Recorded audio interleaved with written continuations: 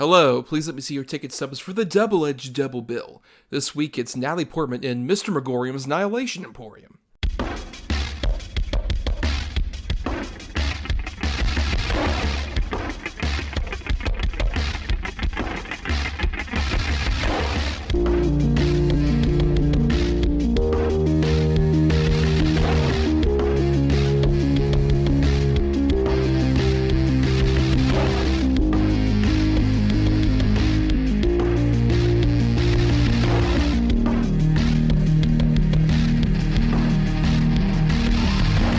Each week, Adam Thomas and Thomas Mariani will come to the table to discuss the randomly selected yin and yang of a double feature.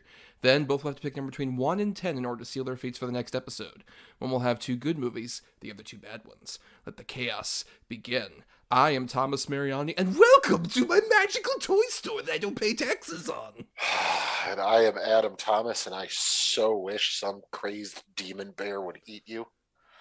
Oh dear, that would be awful. Oh, that's super! Ooh. Oh, Look, I wish. Oh, man, do I ever. Oh, God, do I ever. We'll talk more about that here, but welcome everybody to the Double-Edged Double Bill, where basically, if you're new, Adam and I each week talk about a good and a bad feature we pick at the end of the previous episode related to a certain topic, and the topic for this week is an actress, specifically Miss Natalie Portman, in honor of her returning to the Marvel Universe of sorts with Thor: Love and Thunder, which I'm glad she got that paycheck, because those early reviews don't sound great. Really? Ooh, no. I haven't read any. Oh, no. Not great. I mean, to be fair, like I've been kind of outs on the Marvel thing in general the last couple movies, but the moment I saw the one trailer where they have like the big giant goats and they're doing like the goat scream thing from the internet meme, I was like, oh no. Like the most devastating thing I heard was a tweet from someone who saw it early, who said it's a Minions movie for adults who don't feel brazen enough to admit they like Minions movies, basically. Oh, God. That sounds terrible. Jesus.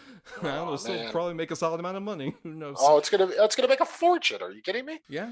But we decided to devote this particular episode to Miss Portman, who's somebody who we've wanted to do an episode on for quite a bit. What do you like about her as an actress, Adam? I just like her versatility, man. Like, she could play anything. Like, you got to figure, even in the 2 films we're talking about tonight, there's such drastic differences, between like sort of family friendly and the pixie-ish girl to just like this fucking hardened, wounded badass. I mean, she can do really it all. I mean, she really, really can. Yeah, and she's obviously been doing it for quite a while, considering she was a child actress originally, as far back as like Leon the Professional and even Heat.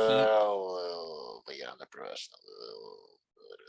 Yeah, that's a movie where I rewatched that in the last year. It's definitely one of those where I thought it was so cool in high school, and then I go back to it, particularly considering Luc Besson's history, when you find out his basis for that movie. I'm like, woof. But nothing on her, necessarily, as an actress. No. Man, would that probably be your introduction, or like Heat, maybe when she popped up in that? Definitely Leon, for sure. Okay, yeah, because, I mean, for me, considering I'm younger, it was definitely the Star Wars prequels.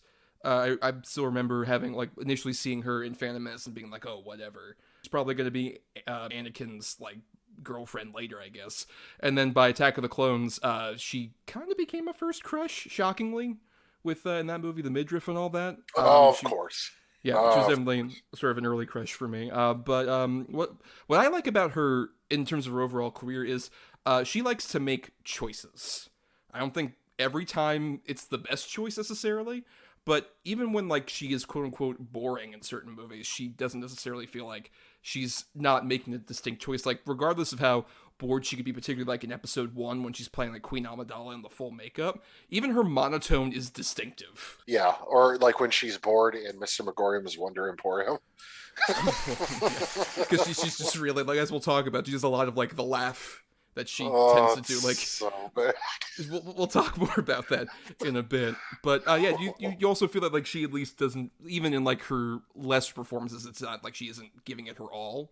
Yeah, I mean, for the most part, like I said, maybe Mr. Magorium's Wonder Emporium, and there's probably 1 or 2 other ones in there where you can tell it's just a paycheck. But like, even in the performance, like you said, like in Phantom Menace, it's not a good performance, but it's a fucking weird one.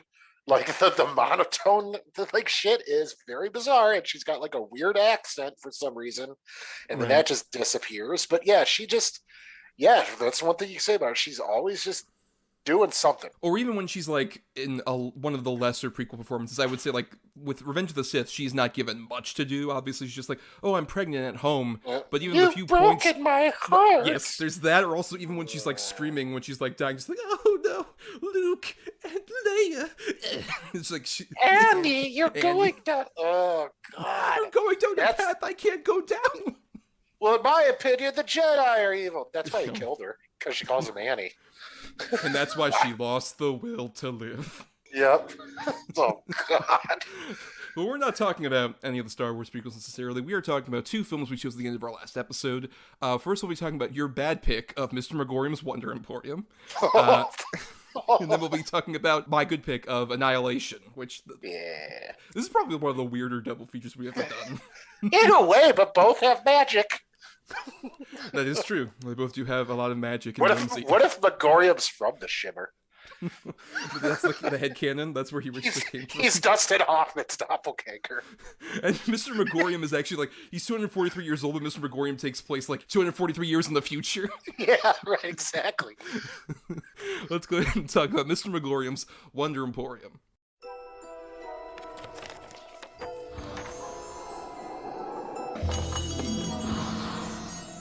Good morning. Let's open the store. Welcome to Mr. Magorium's Wonder Emporium. How much for that fishmobile up there? That's $50. Don't you think that's a little high? If you'll notice, they are fresh fish. Where the store is alive and wonders never cease. It's magic. Till now. I'm leaving. You're leaving? I'm giving you the store. You're giving me the store? Surprise! The store is upset as indicated by its temper tantrum. Temper tantrum? It's a magical toy store. It can do all sorts of things. Find yourself somewhere you've never imagined. Mr. Magorium's Wonder Emporium. Oh, fuck.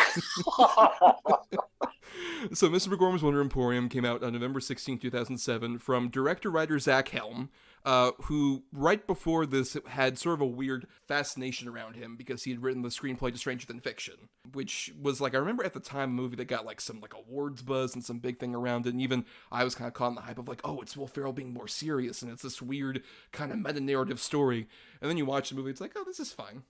Yeah, it's fine. I agree. I remember thinking the same thing, like, oh my God, Will Ferrell's going to do serious acting?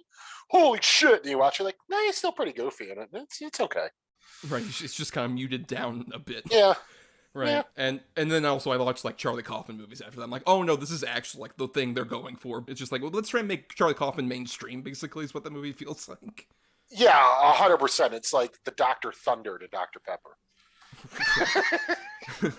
The exact metaphor I'm sure Charlie Kaufman would really endorse. Yeah, 100%. But so off the cachet of that, like about like a year and a half after that movie came out, he had Mr. Magorium's Wonder Emporium, a movie that like I was aware of mostly because I saw that poster, and every time I've even heard about that movie since, I'm just like, this is like a fake movie that like a sitcom would make up, like in 30 Rock. 1,000%. Or if they couldn't like directly reference Willy Wonka and the Chocolate Factory, they would just be like, yeah, it was called Mr. Magorium's Wonder Emporium. They would just come up with this goofy, weird offshoot bootleg. And guess what? That's kind of what you get here. Yes, because this movie, for I'm sure most of you who only are aware of the name of this movie and don't know what it's actually about, is about this magical toy store in Somewhere City, USA, I guess, where it's run by this guy, Mr. Magorium, who's played by Dustin Hoffman, who's this whimsical, magical man who has had this store for like at least over 100 years. He implies that he's over 240 years old. It's a store where like children come and mostly just play around. There's barely any actual purchasing going on. I think they make like 2 sales throughout the whole fucking movie. Yeah, 100%. Right, but it's just like, it's this magical place where like the toys come to life and there's all this silliness and there's a book that Natalie Portman can open up and it's just like, oh, can I get like a stuffed bunny? And then something comes out of it or whatever. And she has been working at the store for a bit and she was a child prodigy who apparently was like great at piano, but is just stuck in a rut. And she says this to Mr. Magorium, and he's like, well, guess what? I'm dying, so you're going to have to take over the store. Yep. Yep. So it's about, I guess, that conflict. Also, Jason Bateman shows up as an accountant who's like, hey, how come you never paid taxes or done anything with the store? Oh, it's because I'm whimsical. Yep. And there's also a kid who hangs around and is apparently part of the staff, I guess. Yep. He's got hats. He's got hats. Yes, that's his bit, is that he has hats all the time. But Adam, this was your choice. Yeah. And how do you feel about Mr. Magorium's Wonder Emporium?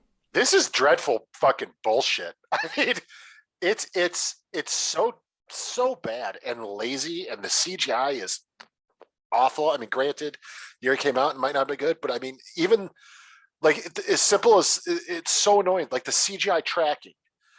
You know, where the character's supposed to be looking at something and following something with their eyes. It's so off that it's like misleading. Everyone looks like they're drunk, like they're a half second behind, which maybe everybody was. That could explain a lot. Dustin Hoffman's whimsy is he's got a lisp and bushy eyebrows. Whoa, so silly. Oh, and he wears the same shoes or whatever the fuck. Natalie Portman does not want to be here. She does not want to be in this. Her and Jason Bateman have zero chemistry. And I mean, absolute zero. They don't even look like they like each other as friends. They don't even seem like they do in this movie. Jason Bateman and that kid have zero chemistry because you know what? Jason Bateman is not that type of actor. And this was when he was doing these type of roles and stuff to try to be like the fun guy, the really good guy. No, he's better playing like the sarcastic prick. And we know that now, thank God. No, this it's atrocious. Like, have you ever seen someone not give less of a fuck than when Natalie Portman's doing like the dance at the end to bring the magic back to the store? Her facial expression is just, it looks like Michael Myers. Right, that's true. And when she's not doing that, she's doing a lot of like the weird laughter where she's like, oh, I'm so charmed by this. And it has even less passion than I remember she did a laugh when she won, I think, like a Golden Globe for Black Swan. And she went up there and she was all giddy, like, I can't believe it. That has more charm to it than in this whole movie. She's just constantly like, I guess I'm stuck in a rut, but I like the toy store, but I don't like. I love it here, but I got to get the fuck out of here. But I love it here. Right, but you only believe the part where she's like, I want to get the fuck out of here. And I don't blame her, because this place seems annoying to work at if you're an awful. Adult. Awful. How is he paying her? Like, what is going on here? And all sorts of trinkets. Here you go. Yeah. Ooh, this Slinky is sad. Well, even though, like, we keep doing these kind of voices, but they're a lot less charming than Dustin Hoffman is just doing a weird lisp. Yeah, for his no, performance. 100%. Like, the movie wants to be, like, one of those weird, like, 50s, 60s era, like, Disney live-action movies. Yeah. Where, in a better world, this would have been made in, like, 1959 and starred a young Audrey Hepburn and, like, Ed Wynn. The Mad Hatter team. She's like, oh, look at my Wonder Emporium. Isn't that fantastic? And it would have been like, well, that at least would be a bit more charming than this, which is just kind of like staid and dull. Oh, it's terrible. And I mean, and you're 100% right. He's just doing a weird lisp, and like the way he's positioning his mouth is so annoying. Like he's got an overbite. But yeah, why do you need to see the doctor? You thick? They're like, oh, what is happening here? So he owes all these taxes. He hasn't gotten his business license redone. He hasn't paid property taxes. He has no idea of how much he's making and all that because he's whimsical. Okay, he'd be in prison. B, like, how is he going to leave as soon as he died, the place would be shuttered. Right, and also more importantly, how come Jason Bateman's like the first accountant that's ever come to this place if he owes all this stuff? Ever. Like in the 100 or so years since like this place. Yeah. Nobody's ever caught on to this guy. Like, what the fuck is this? So you get the idea he's magic and all that stuff, obviously. And like at the end, when he throws the paper airplane, like the stars, the galaxy comes out, and clearly he has this thing about sleeping under the stars. You imagine he's going to disappear and turn into a shooting star or a twinkling star. No, they bury the motherfucker in the ground. The next shot, they're like, he's at his funeral. He's at his tombstone, where everyone's there, including his pet zebra, who just shows up. It's so fucking funny. He's rotting. Right. Magorium is rotting in a coffin. Or, I don't know, I guess he's turning into confetti, and those poor worms who are eating him are just like, oh. Oh, yeah, his body's like Laffy Taffy. Right, and the problem with this movie is, like, it wants to be super whimsical, but, like, the problem with just pure whimsy is that like that isn't enough to like really stretch out for like even this hour. No, it gets so stale so fast. Because you mentioned Willy Wonka, and what's fascinating about like that, or even like the Roald Dahl in general stories, is there's when the whimsy is there, there's also a bit of danger. Like Yes. Willy Wonka is kind of like a maniacal character. At the same time, he's fantastical. There's a balance there that's interesting. Yeah, this doesn't have that at all. His whole thing is, well, sorry, I'm gonna die. Well, but you can't go. Well, I have to. Today's my day. Well, and the weird thing is also there could be something there because, like, in terms of that darkness, because the entire time he's trying to leave the thing over to Natalie Portman, like, if I was in her situation, my first question would be, am I going to live to be over 240 years old? 1,000%. Right, so he's just like, everyone you know will die! Yeah, everyone you know and love is gonna die, and you'll stay young forever until you die, and we gotta fucking bury you. Right?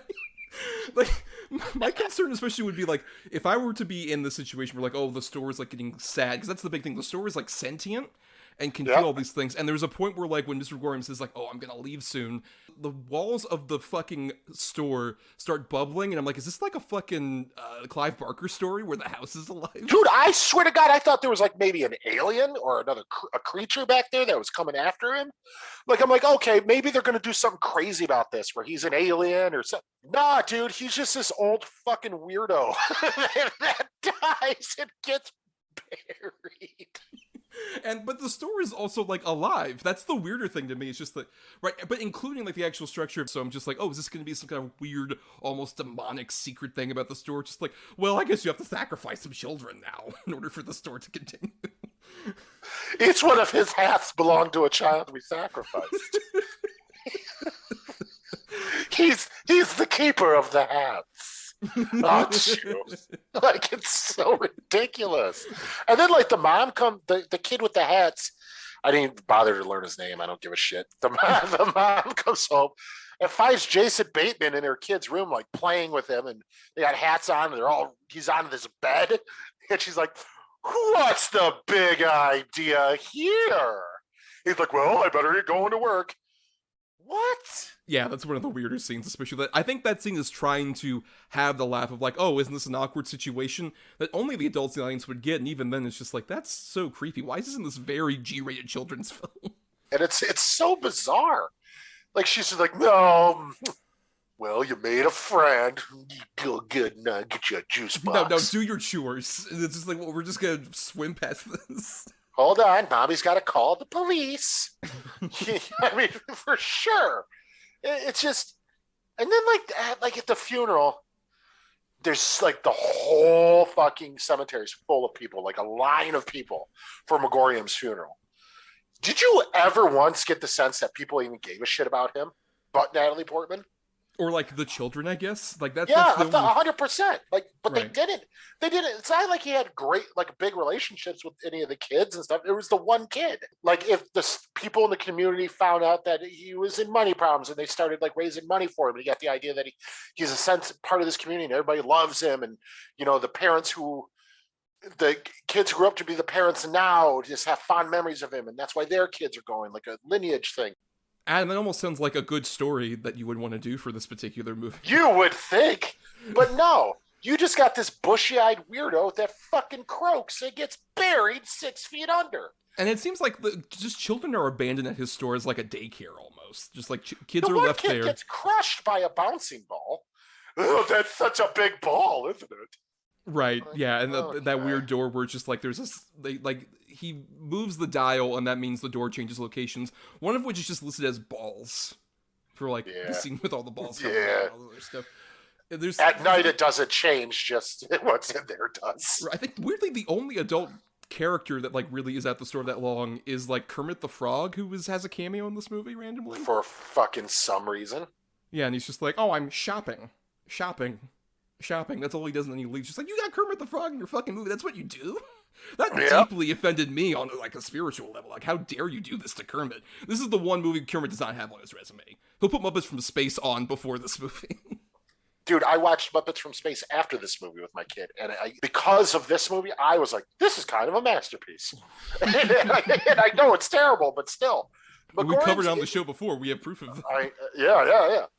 Magorium's, it's terrible. even okay, whimsy, like you said, and there's got to be something else to it. But he's not even likable. They don't. He's No. whimsy is his only character trait. Like 100%. That's it. Just he's silly.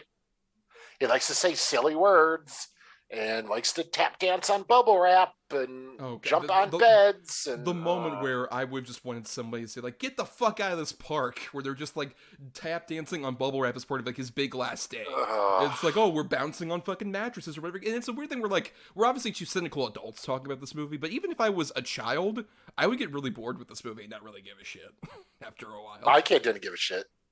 Oh, yeah? Yeah, my kid did not give a shit. In fact, I fell asleep watching it the first time.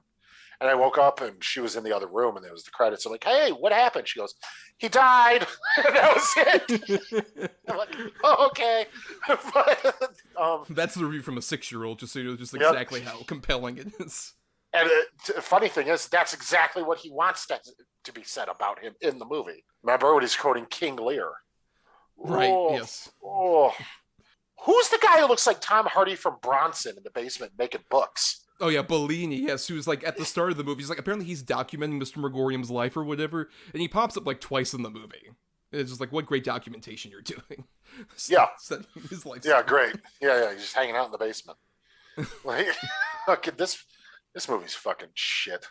It's just pure dog shit. Obviously it's not for us, but I don't think it's for anybody. No, including even director Zach Helm talked about it, because the only other cultural legacy of this movie is during one of the last episodes of Breaking Bad. There's a part where Walter White goes to like a safe house and there's no internet or cable. So the only two bits of entertainment are 2 DVD copies of Mr. Gorham's Wonder Emporium. Like to insinuate that like he's in hell, basically. That's all he has for entertainment. And Zach Helm responded by that saying, having myself endured the ignominy of watching the Technicolor train wreck that is Mr. Magorium's Wonder Emporium multiple times every day for over a year, I can attest to it being the perfect Kafka-esque hell for a character of such more ambiguity as Walter White. Yeah, but when that shit happens, to me, it's like, that's all well and good. Did you keep the money? Did you spend it? Did you get to make more? Like, fuck off. Well, of course not that much, honestly, because this was his only directorial effort, and he just kind of like wrecked his career. I'm sure that's also part of it. It's just that he resents it for like completely derailing any kind of career he would really have. But to be fair, it's not directed well either. No. To be fair, it's got a lot of ugly shots, weird uses of slow motion. Like, it's an ugly looking movie too.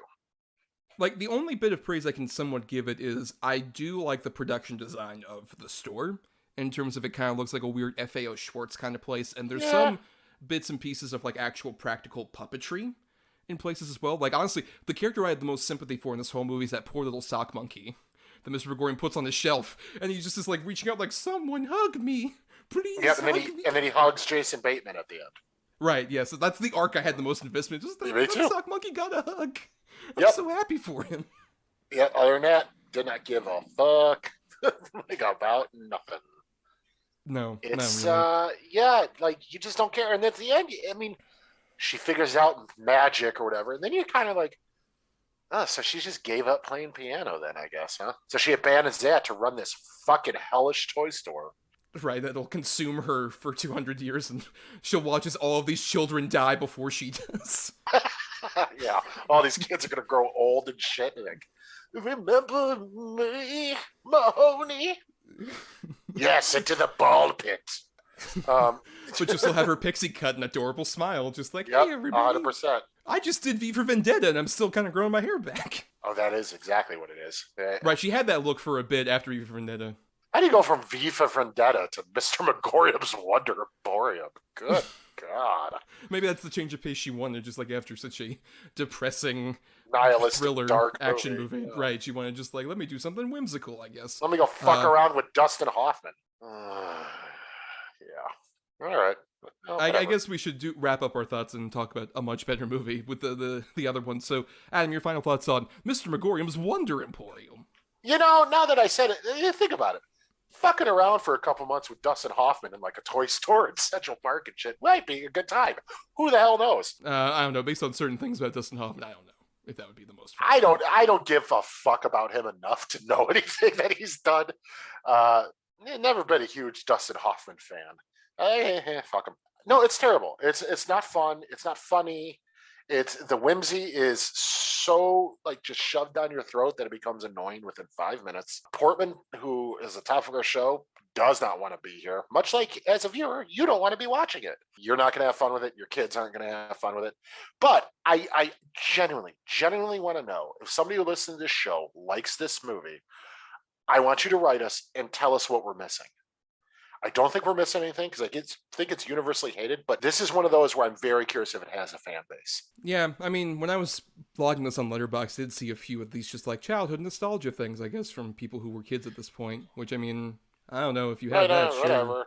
Good Right, for you. whatever. But we don't have that. We've talked about playing kids' movies on the show, where like there's still Sure. like, as even good picks, where it's just like, oh, like a Paddington 2 or something like that, where there's whimsy and there's charm, but also it's like a genuinely good movie. It doesn't just kind of coast on whatever that's supposed to be. And this movie tries to coast on that, but has no idea of what that actually is, because it's just kind of like, let's, put some bright colors in here, or let's have, Dustin Hoffman have weird hair and eyebrows or something like that that's supposed to be charming, or have Natalie Portman just awkwardly laugh to insinuate, like, she's having fun, right? When he sees her after the hospital, and he says, "Pants? What do you mean? Nothing, I'm wearing them." Well, so am I. Ooh. Oh, what the fuck? One thing about him, that was very whimsical and adorable, so I completely take back everything I said. This movie's so great. Fantastic. Well, on that note, let's get into our actual fantastic movie of Annihilation. Can you describe its form? No. Start from the beginning. What do you think I do when you're away? You think I'm out in the garden pining, looking up at the sky? Let me see him. He's extremely ill. You have to tell me where he was, what he was doing. It was his decision to go in. It's something they termed the shimmer. It's beautiful. Check this out. Sharks have teeth like that. Not possible. You can't crossbreed different species. Something's come through the fence. Through the fence?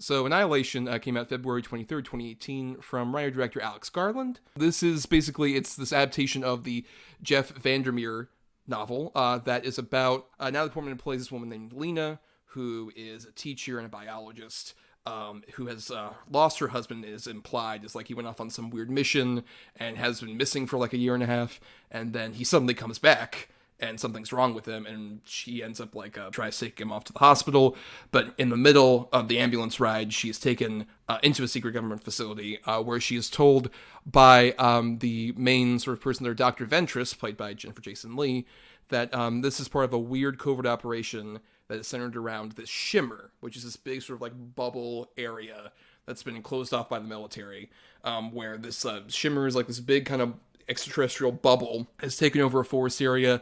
It's starting to expand, and they're going to have a mission to go in there and see what the problem is. That's apparently where her husband went to the first time and came back all weird. So she, along with another group of folks, that includes Gina Rodriguez and Tessa Thompson and Tuva Novotny, all go in to try and see if they can resolve the issue of the shimmer, and they go in and find all sorts of weird, fascinating mutations that have resulted from the elements entering into the jungle area where they're going in. And this is my pick, and I remember I was one of, unfortunately, the few people who saw this in the theater, because it was not a big box office grosser when it came out, and I get it, because this movie is very not like mainstream to any degree. I'm kind of fascinated that Alex Garland got $55 million to make this. And it's a fascinating, weird sci-fi sort of horror movie that I hadn't seen since the theater, but rewatching it, I still have a lot of fascination with it and questions about some of the things that it's bringing up here. I like a lot of the themes it addresses, and also it's, at the same time, a very shocking, engaging sort of like horror thriller movie. And also a sci-fi movie, just talking about the idea of like what happens when an alien thing enters our atmosphere and our world and changes it, mutates it. But Adam, what about your thoughts on Annihilation? No, I agree with you 100%. I think it's such a weird, dark, scary, but ultimately intelligent and fascinating. Like really sort of, gets the old brain ticking, if you want to say that. But no, I think it's an absolutely just really fucking bizarre movie that it's mind blowing that the budget it had and everything was allotted to it, because this movie no way was going to be a commercial success. I mean, there's no way. It's such an odd, heady sci-fi is never a success for the most part, unless you're like Christopher Nolan. The cast is phenomenal. The cinematography and the effects work in this are just so well done. Even the CGI is really kind of seamless. There's the two things in this movie that permanently fucked me in the head. One is, of course, the bear with the screaming voice and the half skull, and absolutely terrifying. The other is the video they find of Oscar Isaac and the other team members. And ultimately what you've realized they did, it's fucking terrifying and scary and mentally fucked. But no, I just think this is wonderful. It's part of a trilogy. Well, at least the book it's based on is part of a trilogy.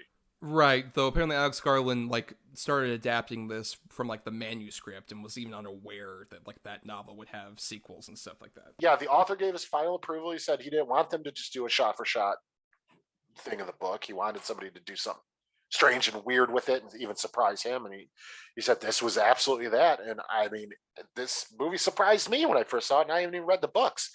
This movie goes in so many weird places that you're not expecting, but it just kind of works almost on every level. Yeah, I think particularly with, our main character being played by Natalie Portman, I think she's so phenomenal because she has that great mixture of genuine worry about her husband, but also the fascination being a scientist and exploring this new phase of humanity, basically, where we're like an alien.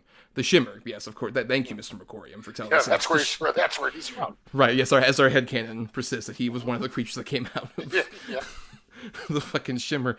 But yeah, I like that she has that sort of fascination with this. At the same time, she has this fear about what happened to her husband and what's happening to the people she's going on this trip with. And I like we get elements of the other characters, but we don't necessarily explore every single bit. Particularly with the Tuva Novote, the Cassie character. She has so much of this regret. She establishes yeah, I had to fight with my daughter had leukemia and died, and I've been struggling with that, but it felt kind of like the death of one part of me and the birth of a new version of me, basically. And that's what the movie's covering entirely. It's about a new form of vegetation and animals and even humanity by the end of it kind of being affected by this alien Shimmer thing. The thing about Portman in this movie too, which is really great, like you said, she absolutely pulls off the scientist part, but also the sort of wounded widow, and then also just a completely capable badass. When she takes charge against that giant alligator and things like that, you firmly believe she is fully in charge of her senses and her body and her muscle memory and all. She's the most capable member of the group, and she's not even the combat veteran. She's incredibly layered. She's fully capable of taking charge and kicking ass, but she's still a person with feelings, and she's wounded and mentally fucked at the moment because of what's happened in her own life.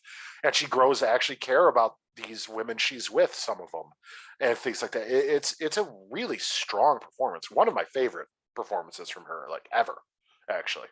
Yeah, I mean, so is everyone else. I really love Gina Rodriguez and Tessa Thompson coming into this, where Tessa Thompson seems the more bookwormish one, but still has an empathy for these characters. She tries to take a hand for somebody, just hey, do you want to leave here? When they're in that pool that's been abandoned, and see the growth of that one dude who was in the video, but also horrific. And even with Gina Rodriguez, she seems like she'd be the one who would be oh, I'm the super tough badass, I'm a paramedic, I know how shit goes down. But even when she breaks apart and she ends up tying everybody down right before that bear scene happens, just I don't know what the fuck's happening, I can't trust any of you, I found you guys are fucking me over. And I like that they show a lot of that change subtly. I think particularly with, there's the element that I didn't really discover until this new watch of all of them have these weird bruises that turn into the weird infinity snake eating itself tattoo, the Ouroboros. Yeah. That gradually evolves. Even Natalie Portman, when she is being interviewed by Benedict Wong at the start, she only has the bruise, and by the end of it she has the tattoo. It's just they're being affected on a chemical level. Oh yeah. God, you're like from an Agatha Christie novel. Just call me Tumas Poirot. Yeah, oh. Look at my mustache. I got it in World War One. Would you like to see my shoes? But yeah, no, for sure, dude. And it's the fucking final bit with the sort of, I guess you could call it the shimmer alien or whatever the fuck it is, like her, like the mimic humanoid thing. Yeah. Yeah, that might ultimately become her doppelganger or whatever. Like, it's such a beautifully done thing, like with the way it moves, where it's almost like it's a dance against each other. Yeah. It's so fucking cool and weird. That's the one thing about this movie too. It's weird. Like when this movie ends, like I'm sure most people, I'm still like, all right, that was great, but what the fuck was any of that? Like, you know, 100%. That's why I like this movie so much, where it's not overtly like strange and complicated. It's complicated and weird enough to where when it's over, you might like be questioning what you saw, but you're able to sort of fill in the gaps for yourself and come up with your own conclusion. Where some movies that are so overtly complicated, when they're over, you're like, I don't know what the fuck I just watched. Like, what was any of this? And it just leaves you wondering the whole time and asking questions. Where this one, I mean, it's a finite ending. Like, it's definitely over. Like, the shimmer is gone. But to get to that point, there's so many weird things that happen, and like, why did they happen? What is going on? And you just, it sucks you in. It's a movie where it's not just bringing up questions. It's answering some of those questions, but those answers also lead to different questions, right, kind of thing. Like, it's just like, oh, okay, so this thing mutates, and thus we see certain things like the first one we see is the alligator, which is really interesting, where it's just like, oh, it seems like this weird alligator that has a different like skin tone, but then its teeth are like a shark. Almost like that kind of thing. The elks that have like the tree branches for the horns and they're super skinny. Or even just weird elements like I didn't notice until this time that like the house they end up going into where like the bear attack happens later, it's a very similar layout to Natalie Portman's house that we see earlier. So it's almost like, oh, are we like duplicating like just little things from like memories of these people basically at the same time. So it's not even just DNA, it's actual structural things from our memories. And then like the people that are made out of tree branches shit, like what the fuck is that? Like what is that? That is probably my favorite bit of this whole movie is Tessa Thompson like gradually turning into that, and then Natalie Portman like chases her, and it's just a crowd of those fucking things. It's like, oh, she just became one of them. Yes, it's great. Oh, it's terrifying. That's the one thing about this movie too. It is criminally underseen still. I still know a lot of people who haven't seen this movie, and it'd be right up most of their alley. But this one doesn't get talked about enough, in my opinion, when it comes to sci-fi horror either, because this is genuinely a very unsettling, dark, horrific sci-fi movie. You know, when people talk about, sci-fi horror, obviously you get like The Thing and things like that, or Event Horizon, or like the ones that are mentioned pretty much most, like Invasion of the Body Snatchers, stuff like that. But this, to me, deserves a spot right up there. I mean, this, as far as modern horror sci-fi, this has got to be near, if not the top of the list. Right, and I like the fact that especially it doesn't present the Shimmer as outright villainous without kind of like any motivation, as much as just like it landed here and it's just kind of growing and it's changing things. And I like that there's kind of a beauty in terms of some of the things it changes, like the look of like how the Shimmer has like affected like some of the vegetation and even like the little growths that like come out of even like some of the dead bodies, like the guy who was like horribly murdered in the video. When we see like his death, and it's like the weird sort of like growths that have come out from like his body have just become like this weird discoloration and all this other stuff. I like the fact that there's a bit of a beauty that's there, but it never also loses its malice, like with the bear. Like the bear is one of the most fascinating things, where it's this bear that comes in and it's got this like horrible skull, like exposed face, and it can mimic the vocal things of like other people. Like it initially draws out one of the characters because it kind of sounds like Cass, who had previously mauled, and then Gina Rodriguez even after that point. Like I like the fact that there is sort of like a weird fascination, like this is an interesting, fascinating creature, but also it's horrific, and it's immediately going to destroy these humans. It feels almost like nature fighting back against humanity, basically. I mean, it's screaming, help me, for God's sakes. Yep. Oh, that dude, I'm thinking about it now, and I'm getting the willies. That's a funny word. Magorium, please die. Please stop. Please go away. Sorry. Brains. I have one, or I did. Or I need to eat them to sustain myself now. The fire of hell burned me. Anyways, The Emporium is basically a shimmer. That's why the walls pulsate and shit. 1,000%. It is the doppelganger of an FAO Schwartz from Halloween 2. Or Home Alone 2. Halloween 2, good lord. That's what you want to happen to the Emporium. You want a Halloween 2. You know, if Halloween ends, it takes the finale takes place in FAO Schwartz. Might as well. Anyways, this is one of those movies, like I said, where when it's over, I have so many questions, but I'm also so glad not everything was answered. This movie, I love that it's not just tightly wrapped up with a little bow and like, this explains the shimmer. This is why there was these doppelgangers. This is what they were doing. It's just, I don't know. That was fucked up, right? You just got to go with it. That's what I love about it. Especially with the ending being like the reaction between like Oscar Isaac and Natalie Portman, where he says like, "No, I'm not really Kane. Are you really Lena?" And she's like, "I don't even know." I like the idea that it is sort of this weird thing where like they've both mutated to this degree, and they're kind of like, "Well, I guess do we keep living our lives? I guess, yeah. Let's see how that goes." You want to go doppelbang? Yeah. Is doppelbang like the implied like a foursome basically? Yeah. Like, whoa, crazy. But would it be awkward? Because, like, what if Oscar Isaac just wants to be with Oscar Isaac? I mean, I don't blame Oscar Isaac for wanting I guess so. I guess I don't blame him either. I guess I don't blame Natalie Portman for wanting to be a Natalie Portman. That's true, right? Yeah. That's a really good-looking doppelbang.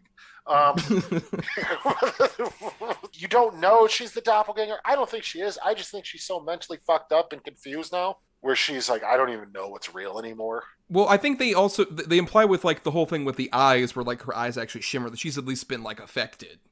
Oh yeah, she's been like polluted by it, yeah, or whatever. Sure.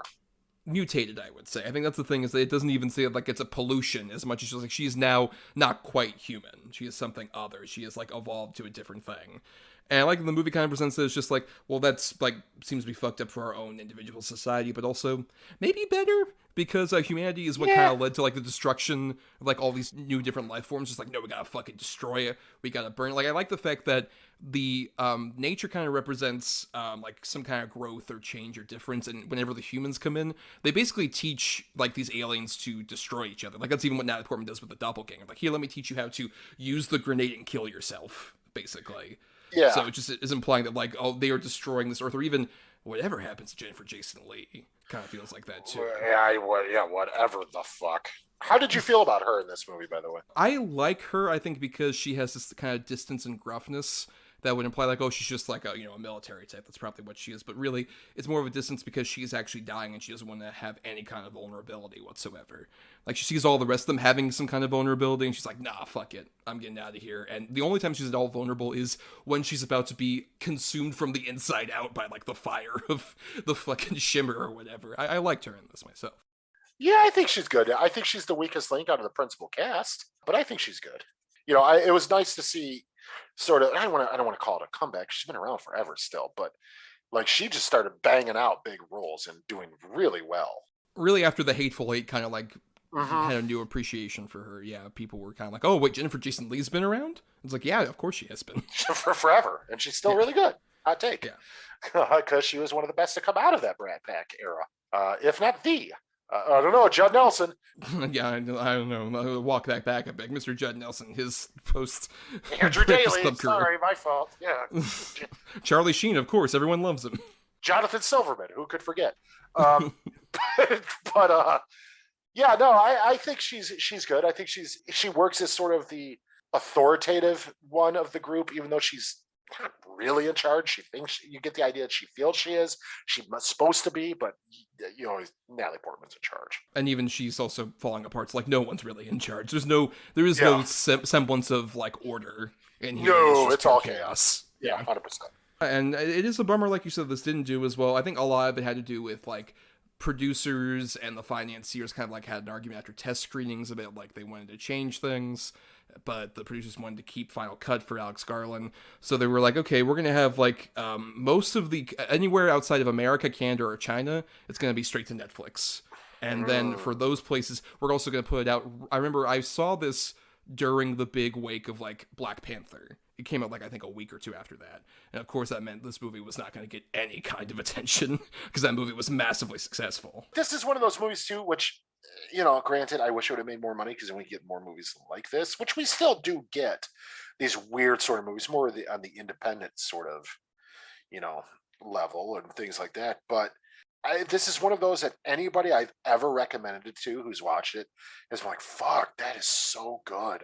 It's such a bizarre, weird, like find. You feel so happy when you find this movie because, like, I can't believe this movie is not more successful. It's so good. Yeah, it definitely feels like a movie that if it had come out maybe like a decade prior, it would be one that was spread around like on home video, when that was more of a thing. Like this would be more like a DVD cult kind of thing. It was like a big Hulu release because Hulu was the first one to get it. In the States, yeah. Yeah, so like it was they advertised the shit out of having it. And that's where I first saw it. So, I mean, and I think a lot of other people probably saw it that way, obviously, because nobody saw it in the fucking theater. Except for me, baby. I went. Yeah, I was there. I'm one of the few. Yep. Well, you financed it. Well, that's true. And I lost a lot of money. Yeah, oh, crap. I bet on black and I got up with red instead. It's why I'm doing this show, baby. Notice how this came out in February of 2018 and we started in April 2018, so it took some months to get there. Yeah, right. But yeah, any final thoughts, Adam, on Annihilation? I mean, just to stick with the topic alone, like I said, this might be my favorite performance of Natalie Portman, period.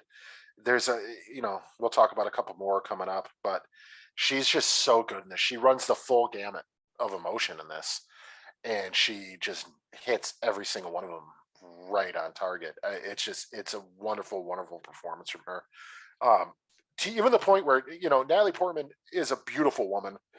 She's just got such a look about her. But in this, she, just by the way she acts, she, for some reason, like she's like a chameleon in this movie to where, you don't even really, at least for me, and I don't care how shallow this sounds, but I don't even notice her beauty in this movie as I would in most other things. Like even in Mr. Magorium, she's still got like the pixie haircut. She's really cute, the way she's dressed, everything. And this, you just watch this performance, and it's just masterful. But yeah, I agree. I think it's a phenomenal use of Portman. I think it's not so much like I don't notice her beauty as much as what I like is that she has this like mixture of, like we talked about, a pure terror about what's going on, but still a fascination. Kind of makes this one of those rare movies in the vein of like a Jurassic Park, where that's a movie that is both terrified but in awe of the horror that's presented in front of it. I think this movie kind of fits in that category as well, where you see this like unspeakable, bizarre, otherworldly thing enter our world, and there's a beauty to it, but also a terror at the same time. I think she and the other cast members do a great job balancing that on an internal level, where they're trying to like kind of balance the idea of like, I cannot believe this is happening in front of me, and it's amazing, but also it's consuming us all from the inside.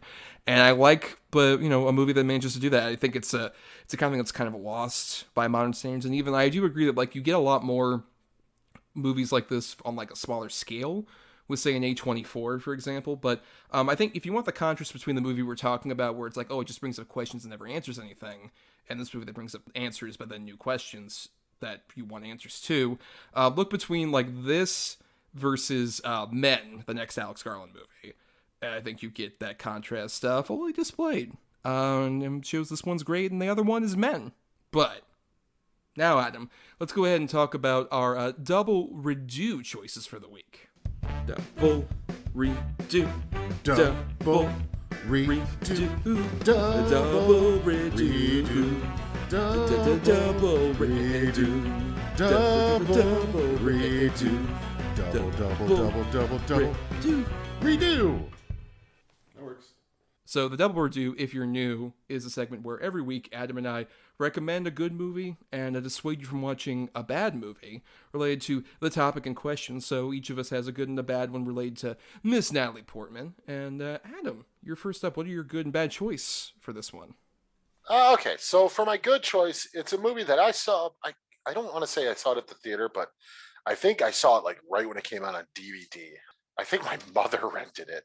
But it is, it's not for people who are a little bit, shall we say, timid. I have Closer with her and Clive Owen, Julie Roberts, Jude Law. It's this really beautiful sort of modern adult, love triangle romance movie with these people who are all fucking egotistical bastards, but they find each other, and then the real world happens and they separate and they come back together and they all get intermingled. And I just think it's fucking gorgeous. I love everything about it. The acting, the cinematography, the soundtrack and score to this movie are just breathtaking. This is how I came to find Damien Rice, the singer, because he does the opening song to this movie. It's a wonderful, really adult look at modern relationships and how fucked up people find likewise fucked up people. And I just really, really kind of love this movie. And Portman in it, I remember there was a little bit of flack for her when this movie came out because she's dresses racy in a lot of it. She's an adult sort of dancer. So there was a lot of, sort of too much focus put on that aspect of her. And it's a shame because she's really, really good in it. She's absolutely breaks your heart. And at the same time, she's almost like a femme fatale. It really, really works. And for my bad, I have a comedy movie that she was in because she doesn't do too much comedy, especially raunchy comedy. And I have this, and I think this is an atrocious, atrocious movie. I have Your Highness, starring her, Danny McBride, and fuckboy Franco. It's just not funny. It's an hour and a half of dick and fart jokes that don't land. Like I'm all down for a good dick and fart joke and naughty humor and really crass stuff, but this one is just none of them work. The only thing they got going for them that they think will make it funny is that it takes place in a fantasy medieval time. So a wizard calling somebody motherfucker and telling them to suck my dick or whatever. Ha ha ha! How funny, because it's a wizard. Doesn't work. It's not funny. Does not give a shit about being in this movie to the point to where any scenes of her that it's not her face, like you can't really tell it's her, it's a body double. She didn't want to do it. She didn't like wearing the skimpy clothing they made her put on and everything. She is so not committed to this movie, and guess what? Neither was I, baby. Yeah, I have seen both of yours. I mean, Your Highness, I mean, there's not much else to say beyond what you said there. If only thing to add about that is it's part of the weird career of Mr. David Gordon Green, who went from like indie darling doing stuff like Snow Angels and George Washington to these raunchy comedies like Pineapple Express and this and like The Sitter, and then did a few more adult dramas like Joe and Prince Avalanche, and then became the Halloween guy afterward. Him and Danny McBride both became the Halloween guys. Right, I mean, but that was like at least the first weird thing for McBride. Like, oh, you're writing That's these true. movies with this guy, as opposed to David Gordon Green's had a weird, bizarre, fascinating career of many different stripes as he's gone along. But yeah, that one is definitely the worst, I think, of that sort of like raunchy comedy era for him, for sure. And then Closer I didn't watch actually until doing sort of prep for this show.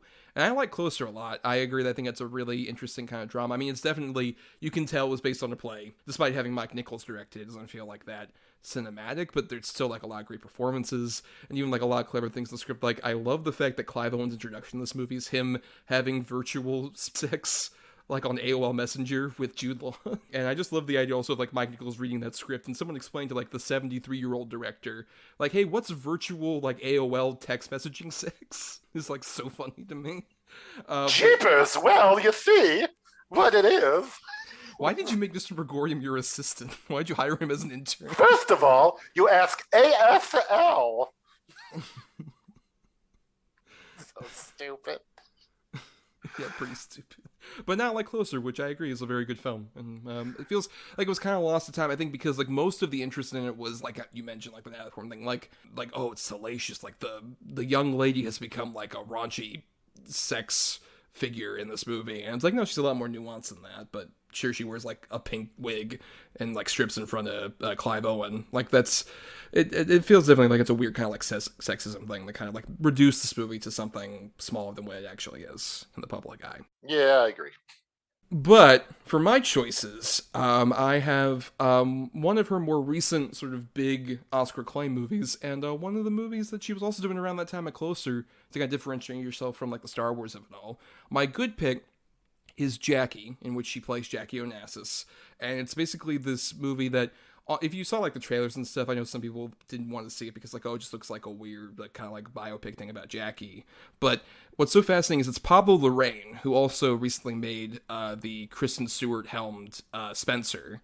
And I think both those movies work as a pair because they're both movies about real life figures, real life women who were sort of like around in the public eye and focused on tragedy.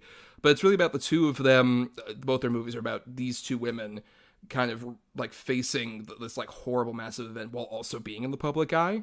And I think particularly like, Jackie does that so well where like the assassination is a big part of it. We see like certain like sort of recreations and bits of that moment, but it's so much more about the aftermath and her trying to just like keep some sort of semblance of like her dignity and her public image while also, you know, having to like completely adjust her life and, you know, kind of fear for her kids, but also having to just like be a public person who is like, no, I have to like keep the spirit of like the Kennedys alive to some degree.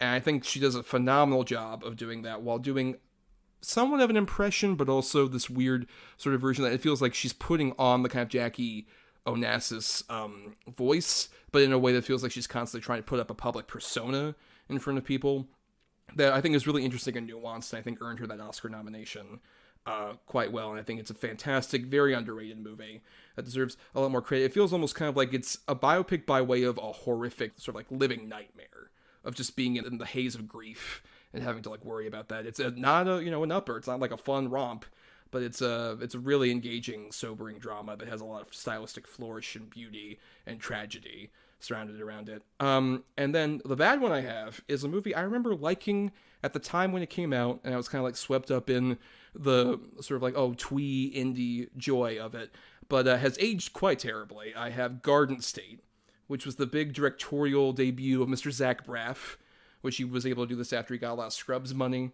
And this had a lot of acclaim about like, oh, it's like this great little indie movie that's like really fast. It's like your average romantic comedy. And watching it now, it's everything that people kind of hate about Sundance twee movies, just wrapped into one thing. It's got like such pretentious ideas about like, oh, hey, I'm Zach Braff, this like white dude who's got to deal with the grief of like his mom passing. That's a bummer. But also I'm really sad even before that. Now I'm a working actor, but I can't quite get my shit together. I don't know. I'm just kind of like in a haze currently. And the supporting cast all around him is just filled with like twee bullshit people, including Natalie Portman playing like a manic pixie dream girl in the most annoying context. I forgot that her introduction was her saying a lot of the slur about mentally handicapped people that we don't say anymore for good reason. It's just her like saying it multiple times over as part of like a comedy bit.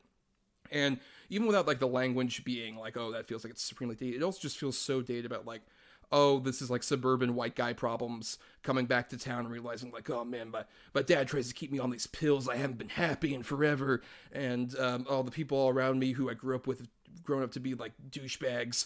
It's a movie that, once again, when I was a teenager, when this first came out, I was like, oh yeah, this really speaks to something. Of course. Right, and then now, when it's just like, Natalie Portman's like, oh, hey, why don't you listen to the Shins? I'm like, oh, no, like, that would, like, this is so much bullshit. It's just like, yeah, this movie has aged like a fine milk. Yeah, Jackie, funny story. Because I've been so busy for work, I watched that thinking that was our good choice. Because it was your alternate one, and I liked it. I will say that. So if we would have covered it, it would have been a positive review. No, I think it's great. I think she's fucking terrific in it. She just looks like she is just destroyed at every moment post-assassination. And yet, like, you really feel like she's constantly holding back her tears and her verge of a mental breakdown. It's a wonderful performance, and her and Billy Crudup together in this as the interviewee is fucking the most tense sort of shit with two people doing nothing that I've seen in a long time. Like, it's absolutely fantastic. And Garden State, I watched once. I hated it. I've never liked Zach Braff. And I hate it for all the reasons that you hate it now. That's why I hated it then. Like, just, man, my old man's always on my ass. And, my hair, it's just perfectly scruffy. Let me get my fatigue jacket. You like Death Cab? It's like, get the fuck out of here with this pretentious bullshit. And that's exactly what it is. It comes off like pretentious bullshit. And, never liked it. Never been a fan. And I can't emphasize enough how, like, at that age, when that Natalie Portman should have, like, oh, she's, like, the perfect woman. And now, the moment, like, she shows up in this movie, I'm like, oh, warning says she's cute, but oof, no, all sorts of bad signs. Fuck this, no. Dude, when I saw Donnie Darko, and probably your age that you saw Garden State, I'm like, this is about me. Oh. Like, oh, man. Oh, I feel just like this. Oh, Mom, can I get a Bauhaus record? Can I dress up as Frank the Blood? Yo, where's my skeleton onesie, Mom? I would argue Donnie Darko, having revisited that recently, has a bit more that holds up about it compared to a Garden State. Well, yeah, I guess. But yeah, not necessarily a film that holds up that well, Mr. Garden State. So let's go ahead and just repeat our choices for people out there. Adam? For my good, I had Closer, and for my horrible, terrible, shitty, I had Your Highness. And for my good, I had Jackie, and for my no good, very bad, don't do it, I have Garden State. But thank you all for listening. Make sure to submit your double redo choices to us, and some of the places we'll firmly establish here for feedback and stuff. But before we get out of here and do our picking for next week, stay tuned for that. We have some people we want to thank, like Chris Oliver for the intro and outro music used in our show. Listen to more of his music at chrisoliver.bandcamp.com. Thanks to Christian Thor Lally for our artwork. Follow him at Night of Water. That's night with a K _of_water for more of his great stuff. And thank you to our Patreon supporters on patreon.com/TEDBpod, where for just $1 a month, you all get to vote in polls for movies we cover, and also listen to bonus podcasts that we release out. And this week that we're putting out this episode, you'll be able to vote on a couple bad choices. For Adam, we're doing an episode next month about movies. And Adam has two bad choices that he wants you to pick between. It's Cecil B. Demented versus Bowfinger. I hate both of them, so either way, lose-lose. I haven't seen Cecil B. Demented, but I remember liking Bowfinger. Oh, God, Cecil B. Demented is such dog shit. It's so bad. It's so fucking bad.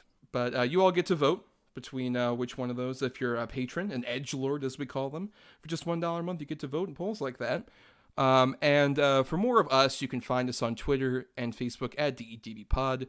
And you can submit feedback there or to our email, doubleedgeddoublbill@gmail.com, all spelled out. And for more of me, find me on Twitter and Letterboxd at NotTheWho'sTommy. I also do some writing at marianithomas.wordpress.com and over at film-cred.com. And I want to shout out that I was a guest on a podcast recently. A friend of the show, Sean Alexander, who's like a fan, listens to stuff, allowed me on his show, Sivako, The Road to Avatar, which is about the James Cameron movie. And we talked about the perceived cultural legacy of Avatar. It's a fun discussion. I recommend you all listen to it. I mean, that's really cool that you got to do a guest spot. I mean, if I was on that and we were talking about the cultural legacy, it would just been like a lot of because I can't stand that fucking movie. Right. But that's cool. You got to do it. I didn't listen to it yet. I do plan on it. Pretty fucking legit, Thomas. But you can find me, on Instagram and Facebook, and that's pretty much it. I'm not on Twitter anymore, and probably get off Instagram soon, probably get off Facebook, and then just bury me like Magorium. Well, you are also on Letterboxd, aren't you? And you're at least there. I am there, under Schwanson, that's SCHWANDTSON, but now because of Magorium, I pronounce it Schwanson! Fucking movie. Mr. Magorium, the curse that forever plagues this forever. The ghost that haunts us, Mr. Magorium. Yep. And for more of us, subscribe on Apple Podcasts, Stitcher, and other podcasting platforms. If you're listening on Talk Film Society, why not listen to all the other great shows on there? And you can also listen to our archives and our Podbean main feed for like about 200 episodes from before we even joined Talk Film Society. And nothing else, if you can't support us, on the Patreon, money can be tight. The free way to help us out is to simply rate, review, or share the show around because that gets us more visibility. Yeah, we like doing this show. We want more people to listen to it. We want more people to give us money. So go ahead. At least I do. I don't know. Thomas is rich.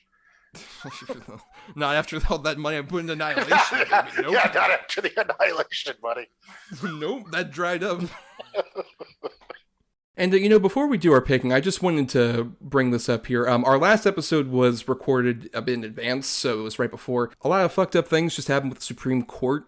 And we just wanted to say that we're firmly against a lot of the decisions that were made about Roe v. Wade and that are continuing to be made about other things, quite frankly. So we're just going to put a link here in the description for the National Network of Abortion Funds. That's abortionfunds.org. It's a site that I've donated to, and I think is the best, from what I've heard at least, the best resource for donating to certain abortion clinics that aren't as well funded. Like even a Planned Parenthood, a lot of people have been donating to that. From what I've heard, those places are a lot more funded, a lot more well funded, and this one actually kind of spreads out the donations to various different places across the country to help out people, because I think it's an important thing, because I think we're both firmly kind of in a state of disarray about what's been going on recently. Yeah, 100%. I'm not going to sit here and really get into it as a male, but I just firmly believe that, all rights, especially women's rights, should be protected, and what's happening is disgusting, and it could be the start of something very, very terrifying that happens. But just everybody's body is their own. Nobody has a right to tell them what to do with it. Yeah, so definitely, if you have that vested interest as well, hopefully you do, please consider donating if you have anything available to give. Please. Thank you, guys. Well, now it's time to do our picking for next week's episode, where basically, if you're new, every week Adam and I each have either 2 good or 2 bad movies. We switch up on the quality for that, and we assign numbers between 1 and 10 for them, and thus whoever the other person picks, a number, say like 6, is whatever that number is closest to in terms of the 2 picks the other person has. That's what gets us our good and our bad feature for the next episode. And keep in mind, we also have this thing called the Godfather rule, where Adam and I can each potentially have this veto in our back pocket we have to use for between now and May of next year. And we have this veto that if we hear, like, say, oh, I'm going to go with number 6, oh, that's closest to blah, blah, blah, as a choice, we can say, you know what, actually, I'll take the cannoli. Unless that choice is gone, we have to go with whatever other alternate choice that person had, which could happen with our picking for next week's episode, which is about our 2022 check-in. We like doing this every year. We're midway through the year. We look back at what movies have come out so far in the first 6 months or so of the year, and I'm very curious to see where this goes, because we already know one of the picks, Adam. One of your good picks, which was chosen by our patrons over at patreon.com/GETBpod, who did a poll and voted, and this is exempt from any kind of, Godfather rule shenanigans. We are going to go with their choice between, you had Fresh and the ultimate winner, Ambulance, the Michael Bay picture, which I'm kind of surprised won, but I'm very glad. I'm very excited to talk about that movie, because I've seen it. It's a lot of fun. Are you excited about this, Adam? I'm interested in this. I mean, obviously I wouldn't put it up as one of my choices if I wasn't curious about it. I hope it's what I think it is, just as down and out Michael Bay action spectacle. And if that's what I get, I'm super happy. Yes. We'll talk all about that next time. But Adam, I still got my 2 bad picks. I have assigned number between 1 and 10 for each of them. So please pick number between 1 and 10. All right. Let's just go straight up number 10. Okay. At number 9, I have a movie that was kind of infamous more for the off-screen romance that this couple had, and then completely dissipated before the movie ever came out after long delays. Oh, no. I have the Ana de Armas, Ben Affleck erotic thriller, Deep Water. Oh, fuck. You could take the cannoli if you want, Adam. Do you want to take that cannoli? No, I'm not. And the only reason is because knock, knock. So, so I'm going to stick with it. All right, we'll go with it. Well, on the other side of things, over at number 3, I had a movie that was like the first release theatrically this year that I heard nothing but pretty bad things about. I had The 355, the spy thriller. Oh, fuck. Yeah, no interest. Okay, so I'm glad with what we got. Okay, so, yes, God. Deep Water and Ambulance. Another one of our fun double features we'll talk about next time. An ambulance in deep water is a tragedy. But with years of difference, comedy. Tragedy turned to comedy. Yeah. And well, now it's time we do end the show, Adam. And I guess, are you going to be leaving and gifting me the podcast? Is that what's going to happen now? And I'm going to live 243 years doing this show? Yeah, pretty much. Pretty much. And we're just going to get some random weird kid that likes to wear hats to be your co-host. Oh boy, I can't wait. It'll be so awesome. Him with his fucking. And he's ass. gonna die, and you're still gonna be alive. So it's gonna be mentally scarring for you. Probably, yeah. The heavens, the Murgatroyd.